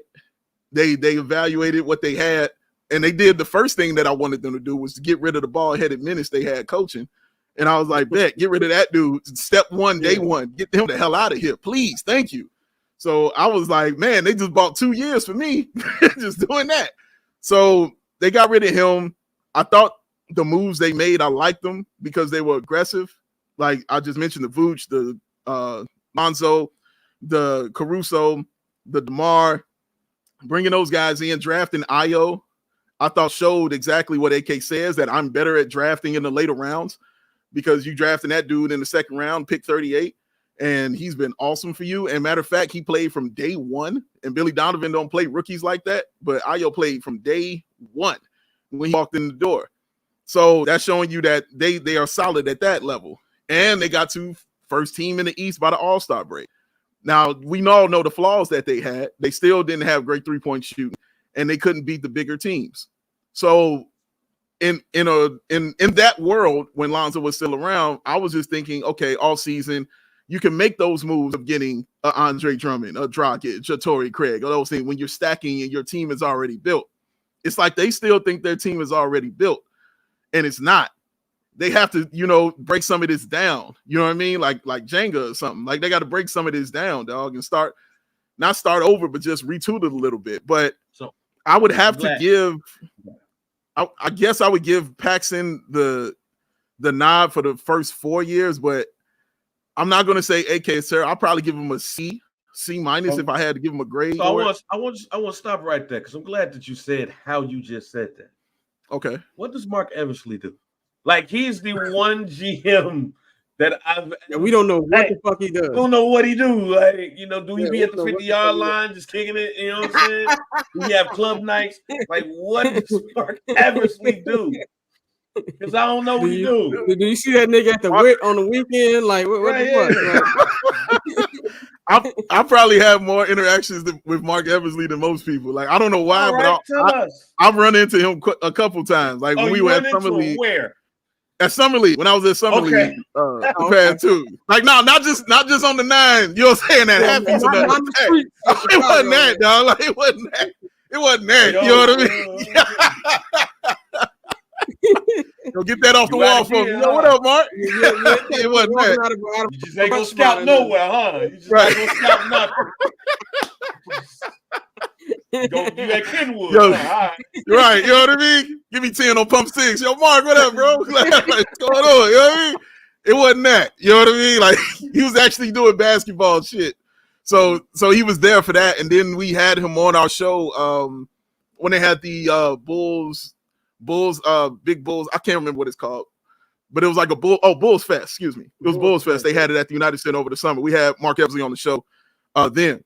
I mean, he's a nice dude. He's a great guy. But when you ask me what does he do, I would say he's the one that actually got DeMar DeRozan to come in here.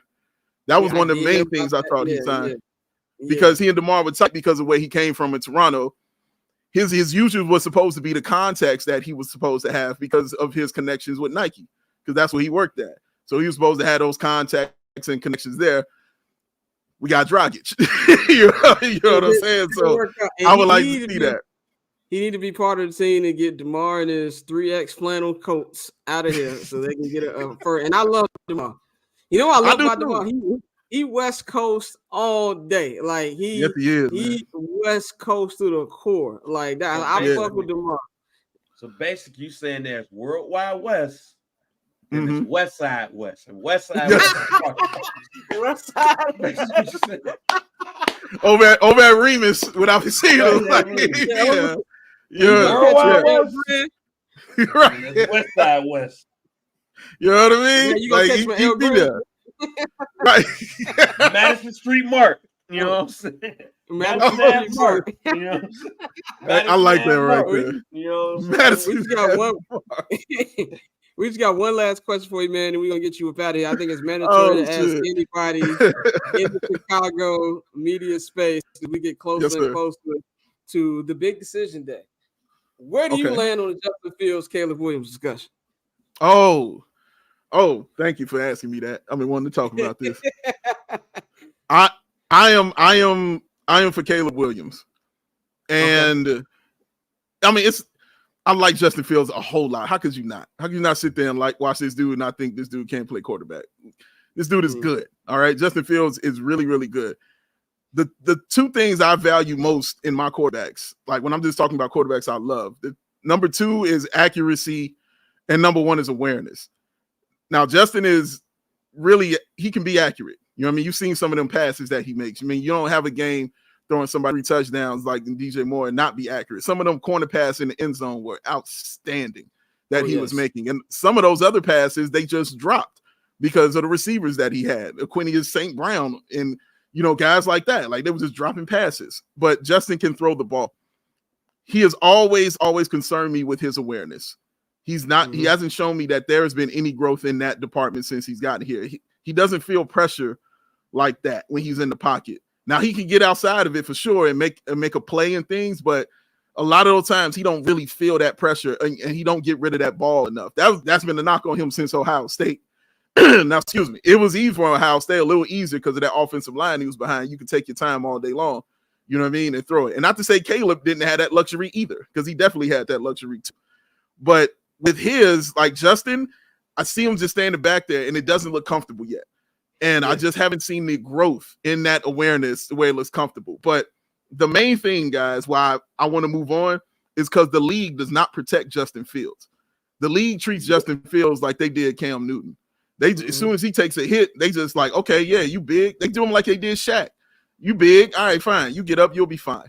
So when you have a whole season where you don't get any personal foul calls against you as a quarterback, and we saw the hits that he was taking, head bouncing off the turf, you know what I mean? That dude was getting smacked. and they call nothing, like you get 0 calls, they're not out to protect you. That bill is come due. That bill always comes due. All right. I don't care how superhuman you're built in the NFL, that bill, the injury bill, comes due. And so that's why I'm like, okay, I'd rather move on from a dude I know the NFL is going to protect. The NFL is going to protect the number 1 pick. And then we're going to protect somebody they feel is a quote unquote generational guy. They're going to have something for him. With Justin, he's taking those licks, and it's scaring me that he'll take more and more and more here with the Bears, because that's the Bear thing to do is be tough and all that. No, man, bump that shit. Listen, I want my quarterback to get the ball out of his hands and to preserve himself so we can continue playing these games and hopefully get down there and win. I think Justin would thrive in another place like Atlanta. If he went back home, I think he would thrive. You know what I mean? In places like that. But that's the reason I would like to move. I've never seen the Bears in this position where they're able or having the opportunity to draft somebody that can change your whole franchise at the quarterback position. I've never been in that position with them before, ever in my life. And I've been a Bears fan for a long ass time, bro. So being here, I don't want to miss out on that. I won't be mad if Justin goes somewhere and is balling, but I will be furious if Caleb Williams goes somewhere and is balling, dog. I'll be furious. That's where I came to the conclusion, because everybody knows I'm a Justin guy. I've been a Justin guy since I watched them on QB1 on Netflix. But you just left out right there. I still wake up in cold sweats knowing that we didn't get Patrick Mahomes, because what we heard in how Brian Pace actually evaluated him, he actually said the phrase that no human being has ever said in their life: if Mr. Trubisky isn't there, we'll take Patrick Mahomes. So that's what drove it. Like, I can live with turning on my TV next year and Justin got a light show going on in Vegas or Atlanta. I can live with that. What I can't live with is if we keep Justin, he keep doing the same bullshit he do, and I see, look at Caleb Williams, and I see Collins talking about, that's a guy right there, Caleb Williams. I don't want to hear that shit. I need to be happy for once in my goddamn life. Like that's what I want. You know what I'm saying? Like, I feel like Thanos at the end of Infinity War. We told little Gamora, I'm sorry, little one. That's how I feel about Justin. I'm sorry. But this is a unique situation, and the game is the game. That's just pretty much what I meant with it, man. That's real shit. Definitely, bro. Glad to talk to you, man. Always good to talk to you, man, about sports, Bulls, everything, man. If anybody who are not in tune with Dave, definitely get into him with Dave, CHGO. Y'all do the pre and post game show for the Bulls. I don't watch a lot of Bulls games unless I'm just bored out of my fucking mind, but I do watch you and Matt Peck all the time on y'all show, man. So I definitely appreciate them. Let people know where they get in tune with you, bro. Man, appreciate you me on this. Like, we've had this discussion before, just how much respect I got for you and what you do. You know what I mean? Like, we already had that discussion, but I'll reiterate it again, brother, because it's true. But yes, you can find me on Twitter or X, whatever you call it, at Ball Sports, BAWL, Bow Sports. You got to say it like Avery Johnson saying it. You can follow me on Instagram at Big Dave CHGO. And that's why those are the two places I'm mainly at, unless I'm writing something for allchgo.com. Or doing takeovers and watch parties, for CHGO Bulls. We got a takeover on Tuesday when they play the Minnesota Timberwolves. It's sold out. We're going to the game. Gonna have a good time. We'll have some watch parties also coming up. But just stay tuned to my Instagram, my Twitter page, and I'll definitely keep everybody informed on that, man. But appreciate y'all brothers having me on, man. Thank you. Definitely, man. That's definitely gonna be a good game to do a watch party too. My young boy Ant. I love watching Anthony Edwards, man. I'm looking forward to when they come to LA later this month. So that should be fun though. But definitely good to talk to you, bro. Stay up, brother. All right. Y'all brothers be peace, man. Yes, sir. Madison Ave Mark. Madison Ave Mark is Madison classic, bro. Classic, bro. West Side West. I just hit the like button. But I just hit the like button too, Scott. I beat you. Oh, god damn it. Hey man, you don't leave my wife alone. We ain't gonna talk about that. Anyway, we gonna stay with the NBA, man. Let's talk about Joel Embiid, man, the current reigning MVP of the NBA, man. He is just injured his his meniscus. Now, as Bulls fans, we are also certified knee doctors. So we do not know if this is a partially torn meniscus or if it's fully torn meniscus. If he's partially torn, that means he'll probably be back in about 4 to 6 weeks, kind of like Derrick Rose did in the 2013 season. But if he's fully torn, the MVP is cooked for the season. Now, the question isn't about the injury. Let's be real. This just says who Joel Embiid is. The question that's been going around in the NBA this week is the 65 game rule. For those of you who are out the loop but don't know about the 65 game rule, you have to play at least 65 games to be eligible for all NBA awards and different incentives in your contract. And this is something that a lot of the players don't like, but the union did agree to. Tyrese Halliburton came back a little bit early because he was missing out on $40 million in his incentives, and then he got re-hurt. And even now he's on a minutes restriction. We saw the same thing with Joel Embiid, and he got hurt at, what people say he was bullied into playing against the Warriors. This is my thing with the whole 65 game thing. Is it unfortunate that this has happened to Joel Embiid? Yes. But let's be fucking real. Even if there wasn't a 65 game rule, 9 times out of 10, this would have happened to Joel Embiid anyway. Joel Embiid is an injury-prone player. It just is what it is. That's part of what makes him so frustrating sometimes, is that's just the kind of player he is. But this is just basically the players are just getting what they played around with the fucking load management, and this just is what it is. Even now, there's some games where we don't know who's playing. Yesterday was supposed to be a big marquee matchup between the Lakers and the Celtics, and LeBron and fucking Anthony Davis didn't play. They're hyping up that Knicks-Lakers game tomorrow, and we don't know if AD and LeBron are going to be in Madison Square Garden. So it's a night-to-night thing. So if it's something where you have a rare occasion where this happens, it's unfortunate, but I do feel like this is the rule that just needs to stay in place, because if not, people are just going to continue to take games off, and it's going to make the NBA product even more unbearable to watch than it is now. So I don't think the rule had anything to do with it. Nobody bullied this man into playing. You can't convince me that Daryl Morey, Nick Nurse, or any of his fucking teammates were like, no, Nick, you got to play this regular season game against the fucking Warriors. No, this is something where he decided to play. Maybe he was listening to what people were saying on talking heads, us, other people, in the sports media saying he needs to play. He's ducking smoke from the MVP. I thought that for a little bit too, but it does seem like he actually is hurt, because he can only miss, I think it's 4 or 5 games before he's ineligible for being MVP. And that's going to open the door up for guys like Shai Gilgeous-Alexander and Jalen Brunson to come in there and take their MVP. So I don't feel like it's an unfortunate situation, but I feel like the rule should stay the way it is, man. Bane, what do you feel about the rule in general, and like how Embiid's injury is just kind of like bad timing?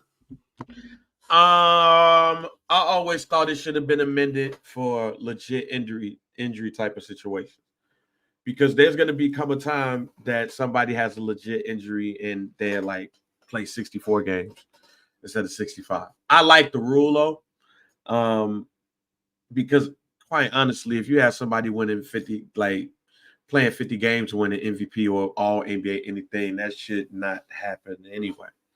So, 65 is a good number. I do think it needs to be amended for legit like injuries compared to like load management and stuff like that.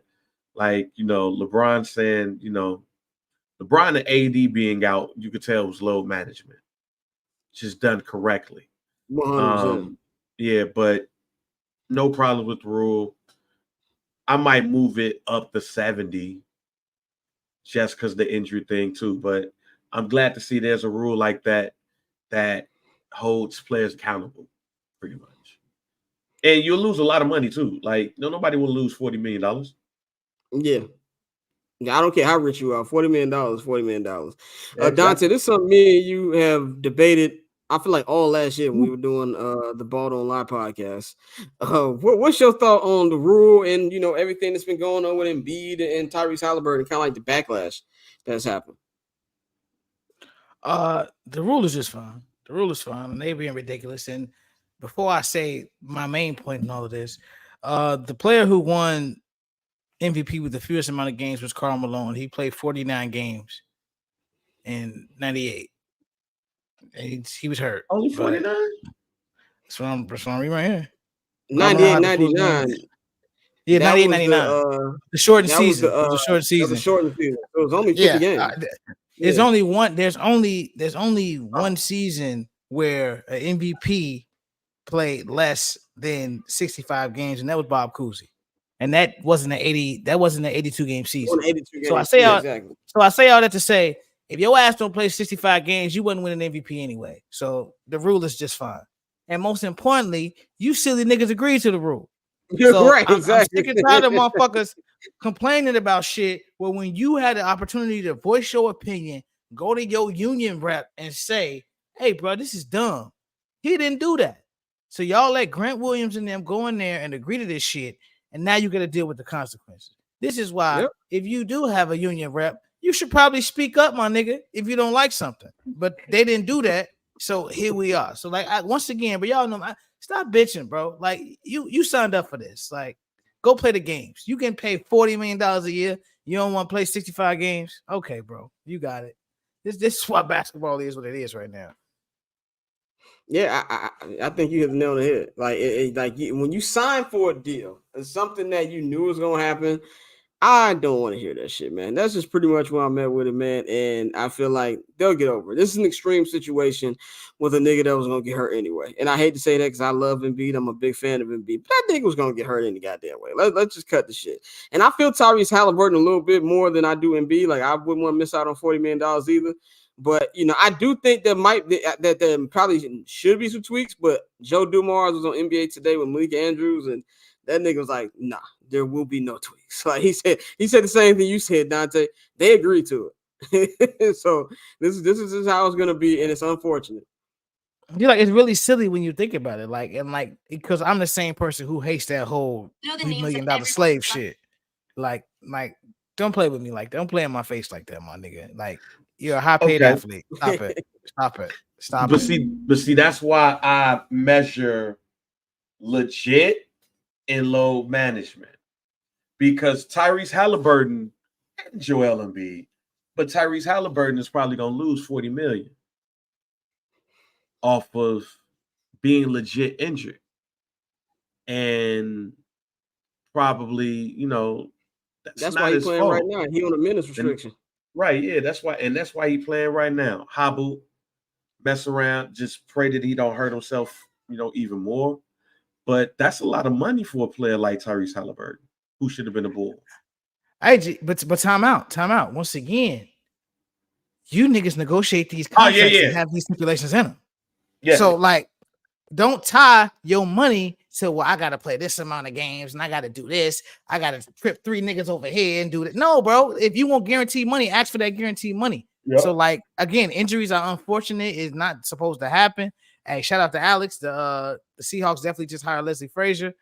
But nah, bro. I'm not trying to hear this shit at all. No. It's assistant head coach. Oh, okay. Same thing like Marvin Harrison. Same thing like Marvin Lewis in LA. Well, the Rooney Rule been going crazy this offseason. I ain't gonna lie. Shout out all the black men who got jobs. Shout out to the Rooney Rule working, man. Big shout out Black History Month, man. We're gonna move on to our last topic, and in the words of my co-host, content is king, because this rumor already got shot down by his representative, Mr. Rich Paul of Clutch Sports. Came out this morning with a press release, said, "We are not asking for a trade. LeBron James has no intention of being traded from the Los Angeles Lakers." And this came out after the report yesterday. I don't know the reporter's name off the top of my head. I'm going to check the group chat. I do know that this dude worked for KTLA. Here's David Pingalore. I think that's pronounced the name. KTLA basically said that the Lakers were going to trying to trade LeBron James. Now, there's two things with this. I'm going to do my media personality here. There's two things with this. They said they're not asking for a trade. Doesn't mean the Lakers ain't trying to trade this nigga. That's a point. On top of that, he will be 40 in December. He has a player option, $50 million player option on top of that. Do you want to pay? And he doesn't have I don't think he has a no trade clause. I'm pretty sure he don't have a no trade. If you're the Los Angeles Lakers, if you're Rob Pelinka, if you're Jeannie Buss, now this takes a massive amount of balls here. But do you trade LeBron James? Because this obviously isn't going to work. I know I won't even say there's a lot of Laker fans. I'll give Laker fans credit this year. they're for the first time ever, I don't see any real unrealistic trades out there they think is gonna save their season. I think for the most part, Laker fans are just like, we need to fire this nigga Darvin Ham. I don't care who to replace him with, fire him, and let's just see what happens. This is a different situation compared to last year. Last year they had around the same record around this time, but LeBron and AD weren't really playing any games. In fact, LeBron James missed like the entire last month of the season before their 2 play-in games. This is different. LeBron and AD have missed a combined maybe 12 games. Like I'll give it to AD. AD has been actually playing. When he's been playing, he's actually been dominant. And we all know LeBron. If LeBron doesn't, for the most part, LeBron doesn't low manage. LeBron will actually go out there and play. So I don't think there's any trade out there that is going to save this team from their inevitability of not making the West Conference Finals again. You know what I'm saying? And so if you're the Lakers, you got to ask yourself, do I want to pay $50 million for an old man? Don't make the same mistake you made with Kobe Bryant, where you basically gave Kobe a legacy deal when you should have just been like, all right, Kobe, we'll holler at you. You know what I'm saying? So that's a question that I have for my esteemed panel. I just want to say I do not think they'll do this because I don't think any team has the balls to trade LeBron James, especially with it's just not a good look. And you're the Lakers, you don't want to have that stench on you. And then even what does a trade market for LeBron James even look like at this particular time in his career? So in the words of Content is King, I'm going to go to my brother Bane. What do you feel about this whole situation? This is when I would not give a fuck and LeBron James would be a member of another team before the trading deadline. Here's why. So you're going to break down your team. LeBron James is going to retire or leave, go somewhere else to play with his kid. And you ain't going to have no draft capital and no young players to help improve. I would trade LeBron James. If this was young LeBron James, of course, I'm not thinking about trading LeBron James. But this is 39, 40-year-old LeBron James. Because he's a bit older, I could stand trading him because some team is going to give up some capital to get LeBron James. The Lakers has no future once he retired. Let me say this one more time. The Lakers has no future when he retires. They have a funeral because that team has nothing once he's gone. So you want to set yourself up and get back on there? Bye, LeBron. Said peace out. Dante, what you think? Ain't no way in hell. Ain't no way in hell for several reasons. One, because if you are any other GM with a functioning brain, who the fuck are you going to trade for LeBron James? Because I'm not tearing my franchise up for a 40-year-old. I'm not giving up draft picks for this nigga. Like, don't get me wrong, as great as he is, what team that's, close to a championship would say, a wild New York Knicks appears? The Knicks or the team that's dumb, the Chicago Bulls are dumb enough to do this. Like, this is a move they would make. They would ship Caruso, DeMar, damn near half the squad. Go over there. We're going to sell tickets and just bring LeBron James in this bitch, make him pose next to Mike's statue, and, do it like that. But no, it doesn't make sense. If you're the Lakers, you have to just stand pat and, try to make this work. But how do you build around a 40-year-old? You need, Alex, he said to AD's credit, he's played a lot this year. But when he doesn't play, the Lakers get blown out. Like, let's be crystal clear. Yeah. When AD don't play, they lose by a dub. Like when they blew out the Celtics, supposedly the ass beat for that shit. Man, when I tell you that Lakers Hawks game was so fucking bad, I'm sitting there watching Austin Reeves go ISO every goddamn play, and they just getting cooked. Darvin Ham sitting there with his hands in his pockets. Like, no, bro. Like, trading LeBron does nothing for this team. Like, you just have a poorly constructed roster. And we try to, shoot Pelinka and Bill. Like, oh, man, he made some moves. This is like the same moves they made in Cleveland when they brought all them random niggas in there and they got smoked. Like, it sounds good on paper, but, like, at the end of the day, you banking on a 40-year-old because AD's impact, especially just overall, AD's impact ain't what we say it is. I don't care. I don't give a fuck what nobody say. It's far too often we see shit like this. So it's like, you're not going to sit here and tell me you're gonna pass the torch to this nigga. Because if you passing the torch to him, y'all gonna be a fucking 6 seed. Like, this is nothing spectacular about the Lakers at all. Shit, they ain't even a 6 seed now. Yeah, they're not even 6 seed. No, they tied for like 10th with the fucking Thunder. Like, not Thunder, but the Jazz. And this thing to me too, this is why when certain Laker fans, you being too hard on AD. No, we're not. When they traded for AD, the point was for him to be dominant. They win championships, and LeBron can bow out gracefully, and this will be AD team. Y'all should know that wasn't gonna work when the minute y'all got him, because AD wasn't doing this shit in motherfucking New Orleans. He was barely getting the Pelicans to the fucking playoff. Like, them niggas, you can't get an 8th seed, my nigga. You know what I'm saying? So that's just pretty much where it is with me. I'm with you, Dante. I see no way this happens, but it's a conversation. And like Brian Windhorst said yesterday, he has a player option. That's all we're gonna say. So I really want to see how that's going. And honestly, which is part of my sometimes you just gotta take the heat. Yeah. Because you're damned if you do, damned if you don't. And in this case, I cut my losses. And I know the Lakers are trying to see where Bronny goes, but if Bronny keeps playing as well as he's been playing in his first USC, he ain't gonna be available to you niggas any damn way, because he's gonna be drafted higher than where your pick is gonna be. So that goes to also what you're saying, Bane, and maybe they just need to cut their losses. So I'm interested to see where this is gonna go, as the trade deadline is about 6 days away. So we know some conversation is gonna start to heat up, and we definitely gonna recap trade deadline next Friday on the show. But I want to get into my goofy mug of the week. This week I think we're staying in like NBA territory here with where I want to go with this.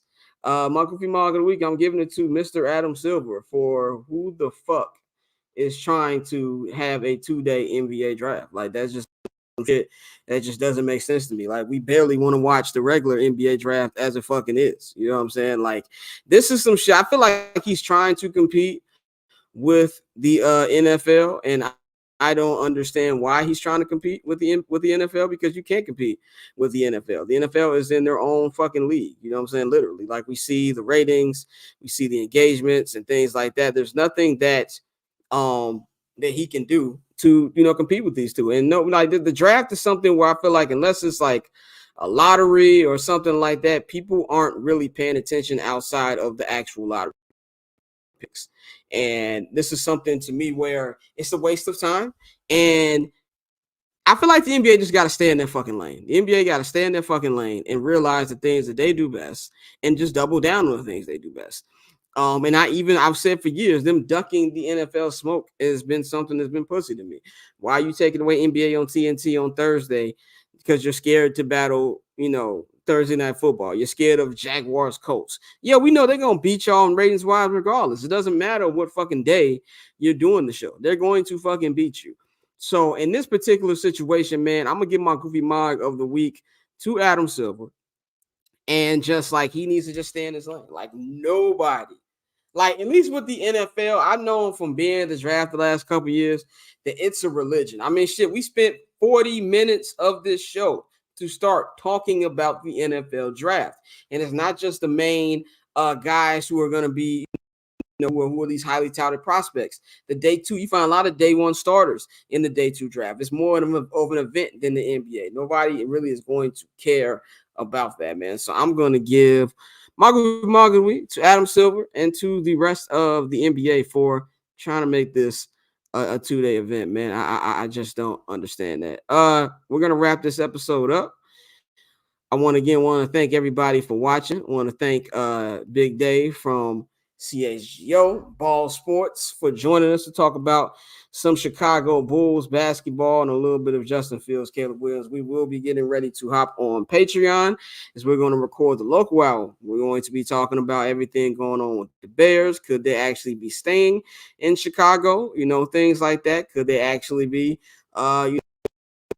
thinking about what the actual Justin Fields trade value is? That's something that a lot of people are starting to talk about, starting to pick up steam a little bit more about where he's going to go. And then we're going to talk about the illustrious their guy theory, which is something that a lot of Bears fans, a lot of sports fans in general, don't want to accept on what the reality of a situation like that would be, man. So once again, y'all know to follow me on Twitter and Instagram at Barberchair Scott. Y'all know to follow the Barberchair Network at BarberchairNet. Y'all know to follow me on Twitter at Barberchair Scott. Follow Bang at JR Bang. Follow Dante at October's Own Tay. And you can subscribe to the Patreon, patreon.com/Barberchair Network. For all of the $5 hollers, $10 hollers, get all the exclusive content over there, man. So we will be back next week. We will be going on an hour early on Monday. We'll be going on at 4 p.m. Eastern time, as we'll be having a special guest. And we're going to be all Super Bowl content next week, getting ready for Super Bowl 58 in Las Vegas, man. So y'all enjoy y'all weekend, and we up out of here.